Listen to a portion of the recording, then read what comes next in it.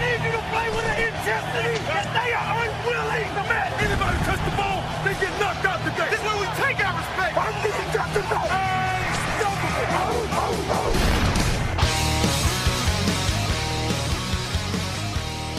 Bem-vindos ao podcast FA Hoje. Meu nome é Gabriel Martins e aqui comigo hoje para falar das finais de conferência está o Frederico Maritan. E aí, Fred, tudo bom? Tudo ótimo, Gabriel. Uma pena que não vimos jogos nessas finais de conferência, né? Vimos amplos domínios tanto de Patriots quanto de Falcons. Então, a decepção fica bastante, mas para o Super Bowl acho que vai ser um jogaço. De 10 jogos de playoffs até agora, acho que foram 10 e foram 2 que foram disputados, né? Os dois ali do mesmo dia até, né? O Cowboys e Packers e os Steelers e Chiefs. Realmente as finais de conferência deixaram bastante a desejar. Mas vamos começar logo falando dos jogos. Hoje a gente não tem muito tempo para enrolar, não. Estamos gravando aqui perto de 1h da manhã, aqui da madrugada de domingo para segunda. Comprometimento maior. Não tem nenhum outro podcast saindo aí para você escutar segunda-feira de manhã. Então, equipe do FA Hoje sempre querendo trazer o melhor da informação, mais rápido aí para vocês. Então, vamos começar logo. Vamos começar pela final da NFC, a vitória do Atlanta Falcons para cima do Green Bay Packers por 44-21. O placar não reflete o que foi o jogo. O Atlanta Falcons foi muito mais superior do que 23 pontos de diferença. Matt Ryan, mais uma grande atuação. Acho que se faltava um momento aí para ilustrar a temporada de MVP dele, claro que o que ele faz na pós-temporada não conta para o prêmio de MVP, que é um prêmio da temporada regular, mas se faltava, muita gente achava que ele não tinha um momento chave, assim, algo para colocar ali nos highlights ali dele de MVP, mas agora tem. Essa atuação contra o Green Bay Packers foi absolutamente fantástica, uma das melhores atuações aí individuais, que eu acho que talvez a melhor atuação individual desses playoffs. 392 jardas, 4 touchdowns, usou todo o arsenal ali de armas que ele tem. Julio Jones, Mohamed Sanu, Devontae Freeman, Tevin Coleman, todo mundo ali, até o fullback Patrick DeMarco teve uma boa atuação. Julio Jones, uma atuação fantástica, 180 jardas em 9 recepções, 2 touchdowns. Então, para quem não acreditava no Atlanta Falcons, ele tá aí, vai pro Super Bowl. E assim, o Atlanta Falcons fez o que vem fazendo a temporada inteira, foi mais uma ótima atuação. A diferença é que agora todo mundo estava assistindo o jogo, né, para ver o que esse time do Atlanta Falcons realmente é. E acho que faltou um pouquinho de gás aí também. Claro que o Green Bay Packers estava jogando no limite há muitas rodadas já, né, Fred? É natural que em algum momento vai faltar alguma coisa. E até que, assim, pegou o Atlanta Falcons, talvez a melhor atuação da defesa do Atlanta Falcons o ano todo, mas eu senti que faltou um pouquinho de gás aí pro Green Bay Packers, não tirando méritos dos Falcons.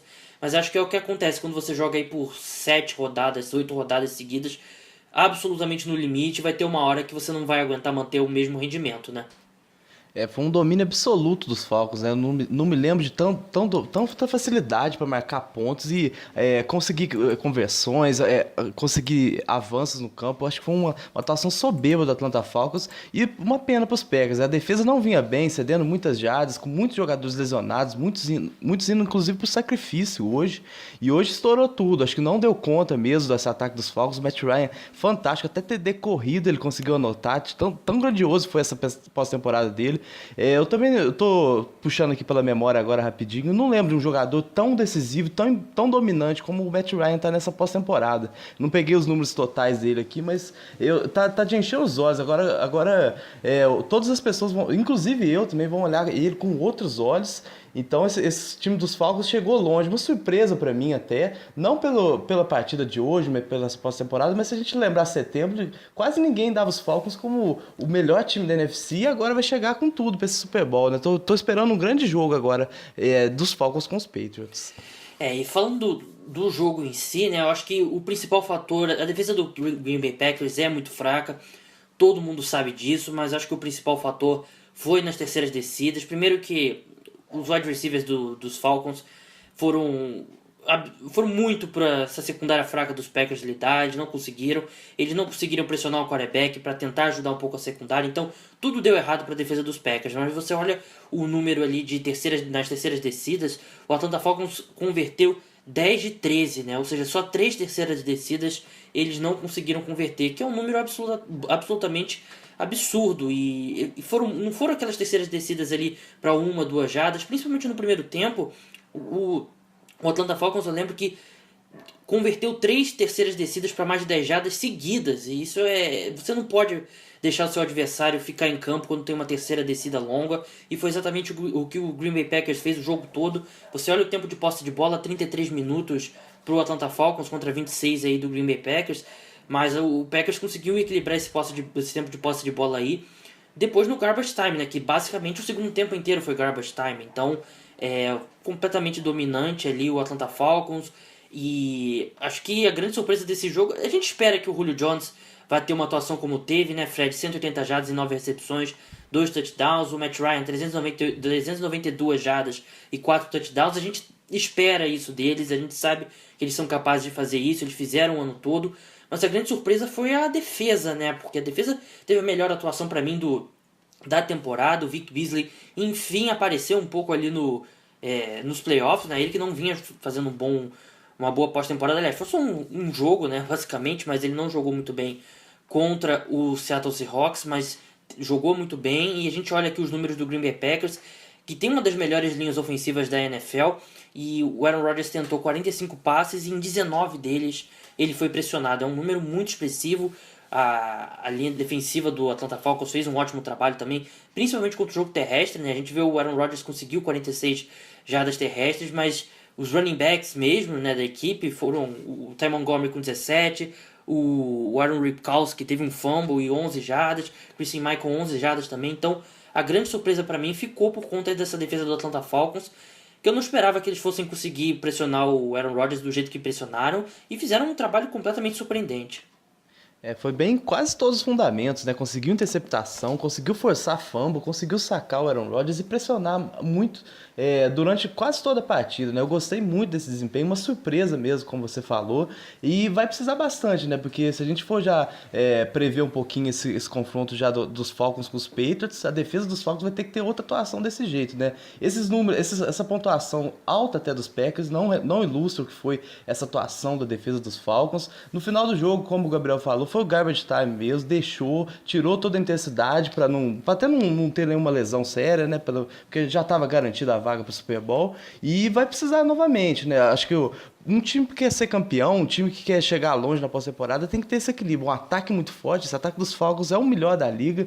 Hoje mostrou mais uma vez uma atuação soberana em cima dos Packers. E uma defesa também que tem que ser muito forte, tem que pressionar bastante, principalmente enfrentando o Tom Brady, que é um cara acostumadíssimo com Super Bowls, com decisões e para vencer defesas fortes. Então, Vic Beasley vai ter que ter vai ter que ser, como na temporada ele foi tão dominante, líder de sacks na temporada, teve números de Defensive Player of the Year e vai precisar aparecer muito. A secundária também dos Falcons também vai ter que fazer um trabalho fantástico para parar o ataque dos Patriots daqui 2 semanas.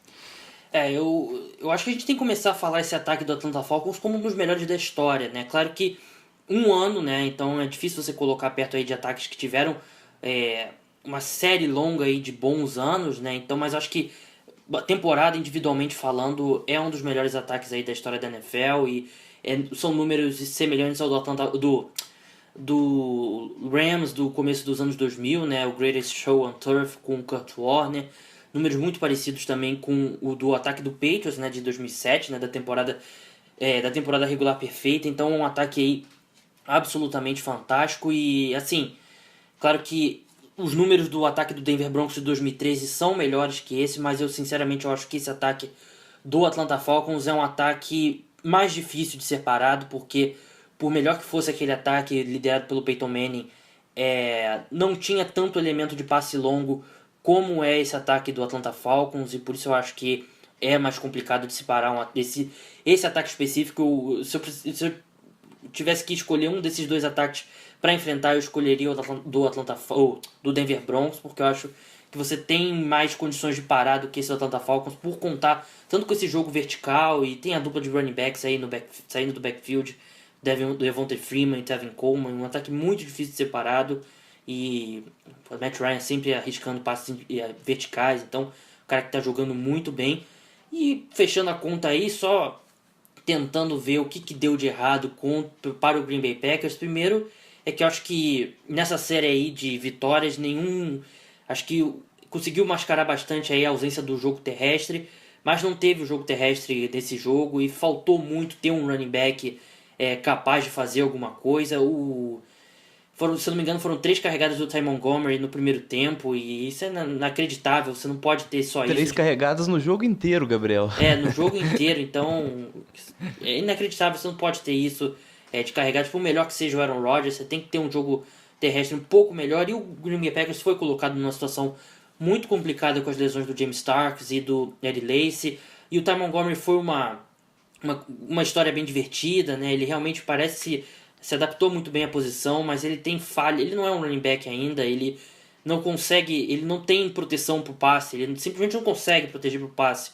E o que obriga o Green Bay Packers a colocar o fullback, o Aaron Ripkowski, em situações claras de passe, e você não ter o Ty Montgomery nessas situações é complicado, porque em tese seria o que ele faria de melhor, né? Sair do backfield, receber passe, mas em situações claras de passe você não pode contar muito com ele, porque você sabe que ele vai...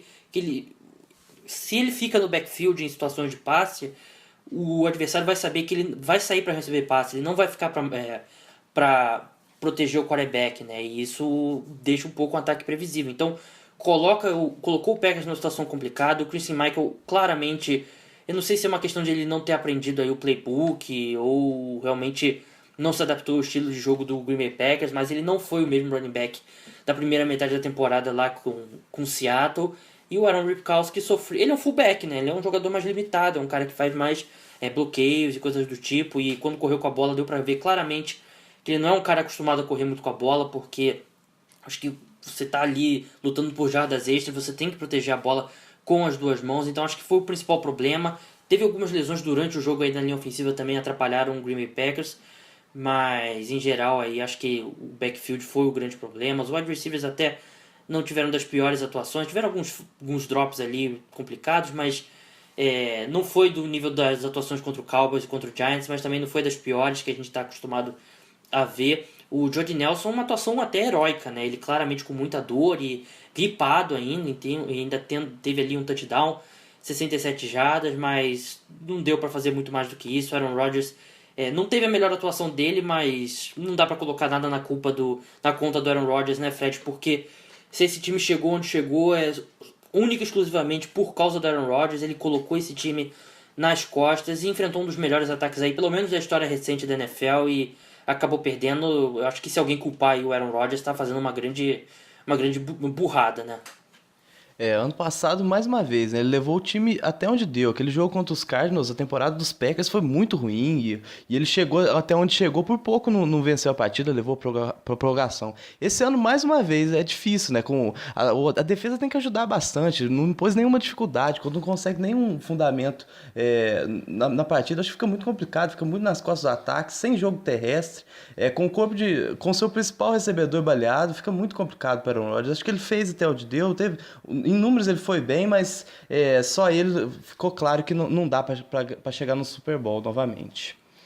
E tanto estava baleado o principal wide receiver da equipe que ele entrou em campo com Kevlar, né? O colete, material que é feito colete à prova de bala, né? Ele claramente estava muito limitado e estava com muita cara de dor, até deu pena em determinados momentos ali. O cara com a costela quebrada e resfriado e, sem condições aí. Tá de parabéns até o Jordy Nelson, porque o cara entrar numa situação como essa. Até o Aaron Rodgers falou sobre isso na entrevista coletiva após o jogo, e eu tava vendo aqui um trecho. Ele tava até emocionado, o Aaron Rodgers, porque são bem amigos, né? O Aaron Rodgers e o Jordy Nelson. Mas vida que segue aí pro Green Bay Packers. O time tem buracos, tem um elenco aí que precisa ser reforçado, principalmente na defesa, aliás, e quase que exclusivamente na defesa. E vamos ver aí qual vai ser o futuro dos Packers. Eu não vejo como que o Dom Capers possa continuar como coordenador defensivo dessa equipe, né? Ele que fez um trabalho, assim, claro, teve muitos desfalques, mas fez um péssimo trabalho, não é de hoje. E até um seguidor nosso no Twitter falou que eu cheguei a twittar com o Twitter lá do FA hoje, dizendo que não via como o Dom Capers pudesse permanecer no cargo, e ele falou assim, eu pensei o mesmo depois daquele jogo do Colin Kaepernick de 170 jardas terrestres, né? Realmente, Dom Capers já passou por tanta coisa lá em Green Bay e não foi demitido, e agora, mas sinceramente não sei como é que dá pra manter ele no cargo depois.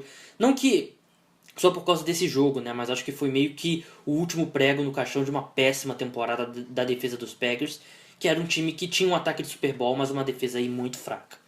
Bem, vamos passar para o segundo jogo do domingo, né? A final da AFC, a Conferência Americana.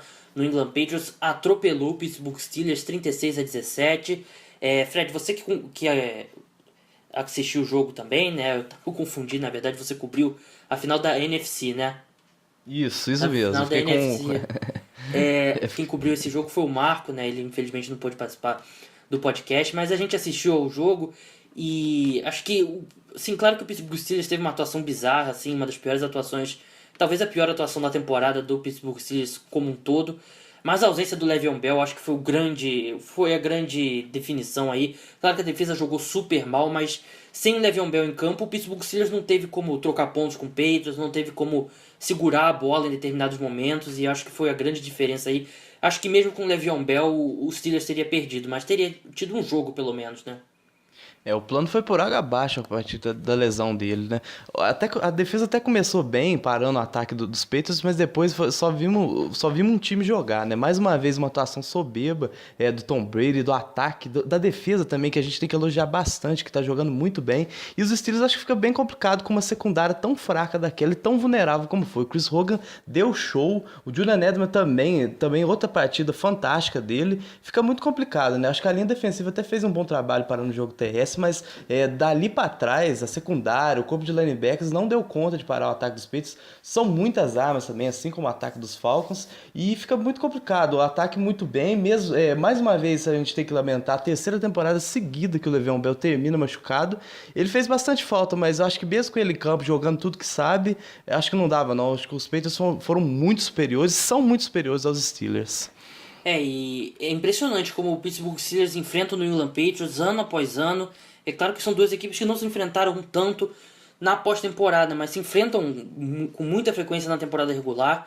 O Patriots sempre faz a mesma coisa e o Pittsburgh Steelers não consegue ter uma resposta, né? Que a defesa dos Steelers, desde a época do Dick LeBeau, e vem mudando aos poucos ainda, mas ainda tem, na maior parte, a defesa do Dick LeBeau, que é uma defesa aí que bota muitas... pressiona de formas diferentes, tenta pressionar de formas diferentes o quarterback adversário e joga muito em zona no fundo, né, na secundária e o corpo de linebackers. E o que o Patriots faz é espalhar bastante jogadores no campo e pegar os espaços nessa zona, né, e se precisar um passe mais curto, vai avançando com passes curtos e se aproveita de uma confusão ali na zona e para tentar um passe mais longo. E sempre o Patriots faz isso e mais uma vez fez isso e mais uma vez teve sucesso. Como o Fred falou, Chris Hogan teve exatamente os mesmos números do Julio Jones, né? Chris Hogan teve 9 recepções, 180 jardas e 2 touchdowns. O Julian Edelman teve uma partida fantástica. Ele está fazendo ótimos playoffs ali. 118 jardas, 8 recepções, 1 touchdown. E o Chris Hogan ele rendeu muito ali em passes longos e o Julian Edelman fez muito estrago ali após a recepção, né, nas yards after the catch, ali sempre conseguindo quebrar um tackle ou dois. A secundária dos Steelers, além de não ter feito um bom trabalho na cobertura, fez um péssimo trabalho tacleando, né, deixou os jogadores do New England Patriots conseguirem jardas extras e o front seven até ameaçou fazer uma pressãozinha no Tom Brady no começo, mas ficou por ali mesmo, né, não conseguiu fazer acho que o que todo mundo tenta é pressionar o Tom Brady por dentro da linha ofensiva, que é o que normalmente dá certo, mas não conseguiu chegar muito ali. Depois do primeiro quarto ali, no final do segundo quarto, acho que o Patriots já tinha resolvido aquele problema no interior da linha ofensiva, então foi uma dominação completa do New England Patriots, acho que em todos os aspectos, e não teve nem erro de special teams por parte do Patriots, né, que vinha sendo um dos pontos fracos da equipe, então uma dominação completa, mas eu acho que eu e o Fred meio que concordamos aí que mesmo que o Le'Veon Bell estivesse em campo, eu acho que não teria feito... Talvez tivesse sido um jogo mais parelho, mas acho que o Patriots mesmo assim teria vencido. E destacar também, né, Fred, acho que o pessoal que acabou tendo que dormir um pouco mais cedo e não viu o jogo todo, vai olhar ali as estatísticas do Antonio Brown, 7 recepções, 77 jardas, vai achar que ele não foi o problema, né, mas... Não que ele tenha sido o problema, né, mas a defesa do Patriots... Acho que quando saiu o Le'Veon Bell, eles puderam focar todas as atenções no Antonio Brown, e o Antonio Brown não foi um fator nesse jogo. Acho que essas 77 jardas não ajudaram em nada os Steelers. Acho que momentos ali que o jogo já estava meio que decidido, e em geral o Malcolm Butler teve uma grande atuação marcando o Antonio Brown, né? Mais uma vez, o Malcolm Butler anulou completamente ele agora. Esses números, como você falou, foi bem enganoso, não adiantou, foi totalmente inútil essas recepções que ele teve. E é bem complicado, né? Jogar contra os Patriots fora de casa, cometendo erros, como também a comissão técnica dos Steelers acho que cometeu também. Acho que eu lembro bem, no primeiro ataque dos Steelers, uma 3ª para 1 me chama um passe longo e não deu certo. Acho que podia ser uma chamada mais conservadora, arriscando quartas descidas que não deram resultados, desafios também sem sentido. Fica muito complicado quando tudo dá errado. Enfrentando um adversário tão forte em casa como são os Patriots, bem acostumados com esse momento, uma temporada praticamente perfeita. Tom Brady jogando demais. Acho que talvez uma das melhores temporadas da carreira dele, mas o time em si tá jogando muito. A defesa, mesmo após as trocas, mandou o Chandler Jones embora, mandou o Jamie Collins, a defesa tá melhor ainda, tá muito boa ali defensiva. O corpo de linebackers e a secundária tá anulando um dos melhores ataques aéreos da liga. Então, esses Patriots acho que chegam até com favoritismo para esse confronto com os Falcons. E os wide receivers do Pittsburgh Steelers, né? Eu tô pensando um pouco aqui no jogo, o Fred já tá pensando em Super Bowl, mas calma, Fred, vamos falar um pouquinho do jogo primeiro. A gente vai ter muitos podcasts aí pela frente pra destrinchar aí o Super Bowl, mas me decepcionou muito o elenco secundário aí do Pittsburgh Steelers, né? Quando você vê uma defesa tão focada em parar o Antonio Brown, e o Eli Rogers, o Jesse James, o Kobe Hamilton, o Sammy Coates, o David Johnson, o Darius Heyward-Bey, não conseguiram se aproveitar em nada desse espaço. Claro que o cara que era pra estar ali, que teria feito muita diferença, é o Martavis Bryant, né? Acho que poderia ter sido uma temporada bem diferente aí pro Pittsburgh Steelers, com Le'Veon Bell saudável, o Antonio Brown saudável, Big Ben saudável a maior parte do ano, e o Martavis Bryant teria sido algo diferente. Claro que não dá pra lamentar agora, né? Já foi um desfalque aí na temporada inteira, então eu fiquei bem decepcionado aí com esse elenco secundário ali, Eli Rogers e até o próprio DeAngelo Williams, até ele rendeu bem ali, recebendo alguns passes, mas o DeAngelo Williams é um bom running back, mas não é do nível do Le'Veon Bell, nenhum outro running back então o Pittsburgh Steelers deixou muito a desejar e mostrou meio que um pouco dos mesmos problemas que mostrou contra os Chiefs, né, Fred? Um pouco de falta ali de... não sei qual a palavra seria certa, mas um time que não conseguia produzir jardas, mas não conseguia entrar na endzone, né? A gente colocou meio que na conta da defesa do Kansas City Chiefs, que é muito boa na red zone, mas mostrou os mesmos problemas aí contra o New England Patriots. Faltou aquele ímpeto ali para entrar na endzone. Acho que o Pittsburgh Steelers talvez seja até algo que o time tenha que olhar aí na off-season, né? Porque pode faltou corpos ali, né? Running backs ali, claro que vai precisar de outro. DeAngelo Williams já veterano, vai precisar de alguém ali para fazer um trio pelo menos nesse backfield, mas o Pittsburgh Steelers mostrou muito falta de força ali na red zone, né? Com certeza. Acho que faltou mais alvos mesmo. Desconcentrar muito nas costas do Antonio Brown e do Le'Veon Bell. Acho que esse elenco já trabalha junto há muito tempo. Acho que faltou um pouco mais mesmo, como você falou, desse elenco secundário.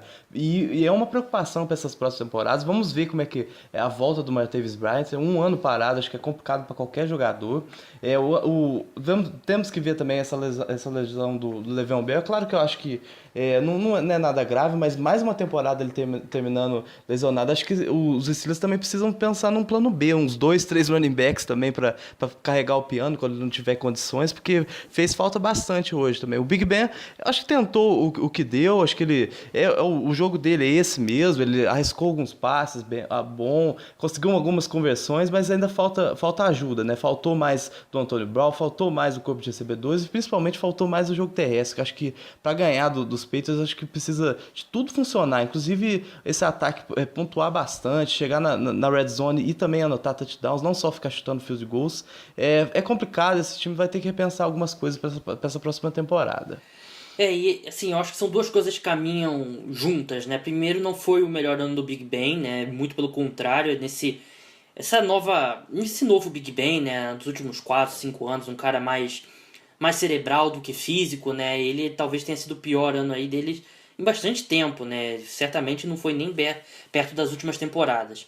Por causa disso, a gente viu o Le'Veon Bell tendo uma carga de trabalho muito grande, né? Foram 30 carregadas, se não me engano, foram 30 carregadas contra o Miami Dolphins, 30 carregadas contra o Kansas City Chiefs e uma hora isso vem e cobra o preço, né? E a lesão dele foi muscular, foi na virilha, então não preocupa para a próxima temporada, mas acho que cobra um preço você ter uma carga de trabalho tão grande. E assim, mesmo com o Big Ben não tendo uma das suas melhores temporadas, o ataque do Pittsburgh Steelers foi um dos melhores da temporada. E então acho que deixa um pouco de esperança aí pro torcedor dos Steelers. Claro que esse elenco junto aí, Martavis Bryant, Antonio Brown, Le'Veon Bell, Big Ben, essa boa linha ofensiva já tá junto há alguns anos e não consegue colocar todo mundo em campo para jogar no seu maior potencial. Então, assim, pode ser que nunca aconteça, né? Pode ser, né? Não tem, por exemplo, o Martavis Bryant pode muito bem não ter o seu retorno aprovado para a NFL, ou ele pode ser pego novamente num exame aí de sangue, ou o Le'Veon Bell também, que já tem um histórico grande disso. Então, o Antonio Brown é um cara que nunca se machuca. Pode chegar uma hora que ele se machuca. Então, pode ser que nunca jogue todo esse pessoal junto, mas com essas peças ainda, eu acho que o ataque dos Steelers pode ser muito melhor. E essa defesa dos Steelers também cresceu muito na segunda metade da temporada, também um bom sinal aí. Então, um time que pode vir muito mais forte em 2017, eu acho que vai sim continuar brigando aí por títulos da Conferência Americana. E agora falando do Patriots rapidamente, né, antes da gente não entrar no Super Bowl, né, mas fechando a conta aí, uma grande atuação, uma defesa aí também que não tem nenhuma super estrela, né, Fred?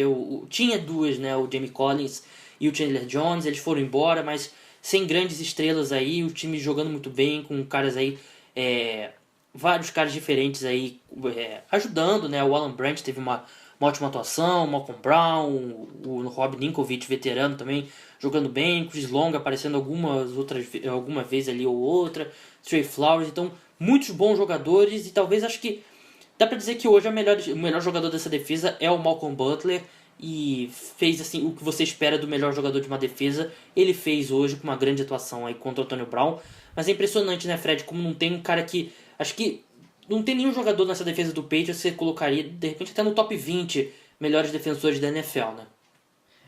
É um sistema que todo mundo funciona, né? Pode não ter um grande sacador, não pode não ter um Darrell Reeves como teve em 2014, mas é um sistema que todo mundo produz e todo mundo produz bastante, né? A gente tem o Logan Ryan, tem o Kyle Van Noy, o Malcolm Butler, o Devin McCourty. O talento não falta, mas a gente também, você tocou num ponto-chave, né? Não tem nenhum top 20 nessa lista dos Patriots, mas todo mundo produz. A gente vê que o tackle tá sempre em cima, quase não tem perdas nesse fundamento. É uma defesa muito forte e vai estar fazendo toda a diferença. É uma defesa com cara de Super Bowl mesmo. Acho que fica muito difícil para os adversários parar um ataque bom como é esse do Patriots e uma defesa também que consegue produzir bastante. É um time completo agora e é uma tarefa bem ingrata mesmo jogar contra eles. Ainda mais agora com todo esse favoritismo, né? Só 2 derrotas na temporada e jogando muito bem, né? Talvez até melhor que 2014, não sei não. E assim, não tem nenhuma superestrela essa defesa, mas também não tem nenhum ponto fraco destacado, né? Uma defesa muito equilibrada, como o Fred falou. E bem, é isso, falamos aí das 2 finais aí de conferência. Fred, rapidinho, antes da gente encerrar, né? Tem muita coisa para acontecer, a gente vai analisar esse jogo aí de todos os ângulos possíveis e imagináveis. Mas New England Patriots e Atlanta Falcons, você vê um favoritismo destacado para algum dos lados? Eu vejo o Patriots um pouco na frente, por ter uma defesa mais confiável e ter um ataque também que é um dos melhores. Acho que os Falcons têm até mais talento, mais versatilidade no ataque, mas eu acho que os Patriots são um time mais completo. Eu não vejo tão destacado como foi alguns outros. Como ano passado a gente dava o Carolina Panthers em cima do Denver Broncos, mas eu acho que os Patriots levam por 55-45 favoritismo, assim, na minha opinião. Realmente, eu concordo plenamente com o Fred. Eu acho que o Patriots nesse momento é favoritismo.